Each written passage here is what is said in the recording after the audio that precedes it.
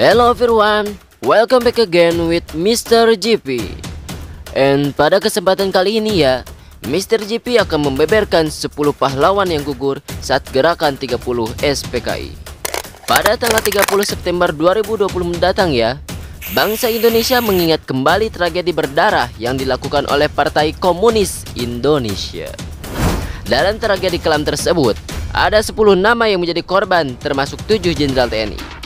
Inilah sosok 10 pahlawan revolusi dan berikut 7 jenderal TNI yang menjadi korban pemberontakan PKI atau G30 SPKI. 1. Jenderal TNI Anumerta Ahmad Yani. Beliau merupakan komandan TNI Angkatan Darat yang lahir pada tahun 19 Juni 1922 di Purworejo. Ia menjadi sasaran PKI lantaran sangat menentang keberadaan paham komunis di tanah air. Jenderal TNI Ahmad Yani sempat berdebat sengit saat rumahnya dikepung tentara antek PKI. Namun, perdebatan itu justru membuat sang jenderal bersimbah darah karena ditembak oleh para tentara tersebut. Jasadnya pun dibawa dan dikubur di lubang buaya. 2. Letnan Jenderal Anumerta Suprapto. Letnan Jenderal Anumerta Suprapto adalah salah satu pahlawan nasional yang lahir di Purwokerto 20 Juni 1920. Beliau juga diculik dari rumahnya dan dibantai di lubang buaya sebelum akhirnya tewas di tangan PKI. Beliau pernah meredam beberapa pemberontakan PKI di berbagai wilayah seperti Semarang dan Medan. 3. Letnan Jenderal Haryono.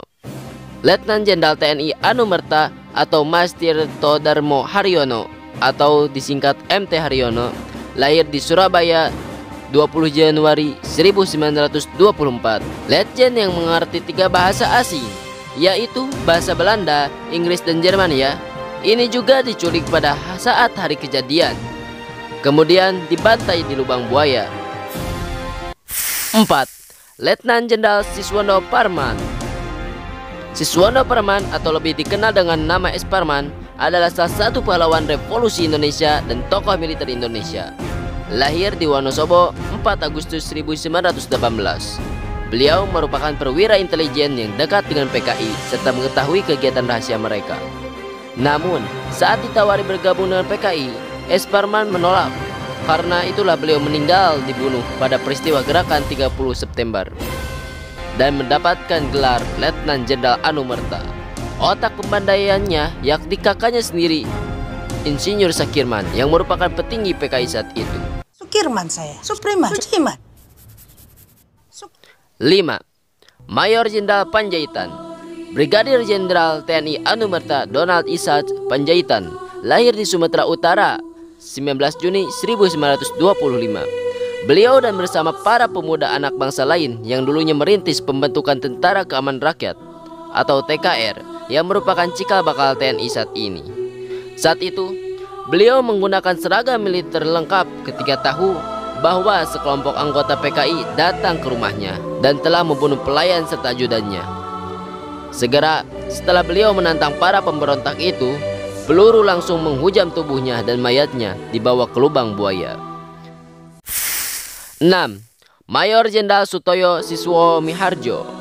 Mayor Jenderal TNI Anumerta Sutoyo Siswo Miharjo lahir di Kebumen 23 Agustus 1922. Beliau juga diculik di rumahnya dan dibantai di lubang buaya. Para penculik mengatakan Maijen Sutoyo dipanggil oleh Presiden Republik Indonesia pertama, Insinyur Soekarno. Tapi ternyata itu bohong, alias hoax coy. Yang asli ada mamahnya.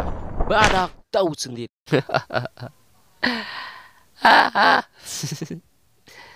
Next. 7. Brigadir Jenderal Katamso Darmakusumo. Brigjen Anumerta Katamso Darmakusumo lahir di Sragen 5 Februari 1923. Tak seperti pahlawan revolusi sebelumnya, Brigjen Katamso pada hari terjadi pemberontakan sedang bertugas di Yogyakarta. Beliau kemudian diculik, dipukuli tubuhnya dengan mortar motor, kemudian dimasukkan ke lubang yang sudah disiapkan anggota PKI.